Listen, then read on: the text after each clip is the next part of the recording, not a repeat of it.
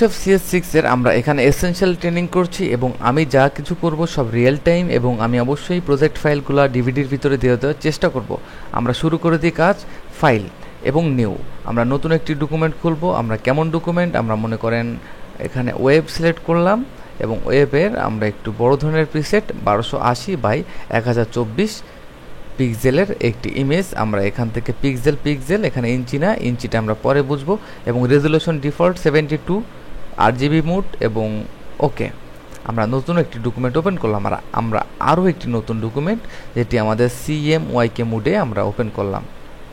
তো সেক্ষেত্রে আমরা কি দেখতে পাচ্ছি যে এখানে আমাদের CMYK যে ইমেজটি রয়েছে, আমরা ইমেজ প্রপার্টিজে যাই, ইমেজ এবং ইমেজ সাইজ। এখানে দেখতে পাচ্ছি যে আমাদের এটা 448 এবং 285 আমাদের পিক্সেল এবং এটা আমাদের রয়েছে একটু বড় ইমেজ, সেটা আমরা ইমেজ সাইজের ক্ষেত্রে দেখতে পাচ্ছি 1280x1024।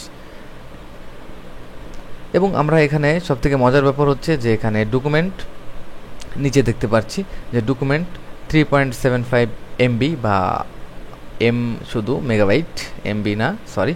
এবং এখানে দেখতে পাচ্ছি 498 বা 0.8K বা কিলোবাইট। এই জন্য আমরা এখানে পরিবর্তন দেখতে পাচ্ছি যে আসলে পিক্সেল অনুপাতে আমাদের ডকুমেন্ট সাইজ ডিপেন্ড করে। এবং শুধু ডকুমেন্ট সাইজ না, আমরা এখানে দুটি ভিন্ন ভিন্ন কালারের ডকুমেন্ট ওপেন করেছি, একটা CMYK এবং একটি RGB। CMYK San magenta yellow black, K for black. এবং এখানে রয়েছে RGB রেড গ্রিন ব্লু। তো দুটি ইমেজের ভিতরে কি পার্থক্য? সাধারণত আমরা যে প্রেসের কাজগুলো করে থাকি CMYK মোডে প্রিন্ট হয়ে থাকে, যেটাকে আমরা 4 কালার বলতে পারি। এবং ট্রু কালার যেটা আমাদের বিটম্যাপ কালার এবং ফটো কালার সেটা আমাদের RGB অথবা ল্যাফ কালার। সাধারণত আমরা সুপার RGB কালার মোডে অথবা অ্যাডোব RGB দিয়ে আমরা কাজ করে থাকি। আমরা যে কোনো একটি ইমেজকে এখানে ইনসার্ট করি এবং ইমেজটিকে আমরা এখানেও টেনে নিই RGB ডিফল্ট এবং আমরা এই ইমেজটি এখানেও টেনে নিই।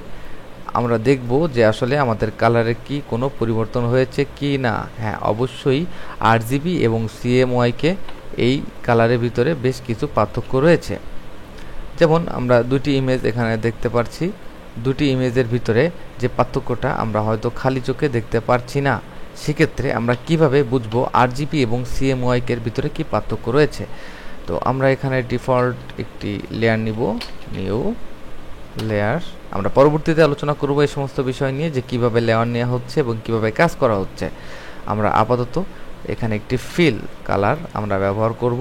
সেই ক্ষেত্রে আমরা ডিফল্ট একটি ইয়েলো কালার এবং ইয়েলো কালারটি আমরা এখানে লেয়ার এবং এই কালারটি এখানে আমরা নিলাম। আসলে এই দুটি কালারের ভিতরে যে ডিসটেন্স রয়েছে, এই ডিসটেন্সটি আমরা হয়তো এখানে খালি চোখে দেখতে পারবো না। এই দুটি কালার, একটি CMYK এবং একটি RGB। তো এই কালারের ভিতরে আমাদের পরিবর্তন যে জিনিসটা আমরা দেখতে পাচ্ছি সেটা স্যান ম্যাজেন্টা ইয়েলো ব্ল্যাক দিয়ে তৈরি এবং এটা RGB রেড গ্রিন ব্লু। সেক্ষেত্রে আমরা যদি এখানে নতুন একটি লেয়ার নিয়ে আমরা রেড টাইপের কোনো কালার চুজ করি এবং এই কালারটিকে ঠিক এখানে নিই, তাহলে সেক্ষেত্রে আমরা যথেষ্ট পরিবর্তন দেখতে পাচ্ছি।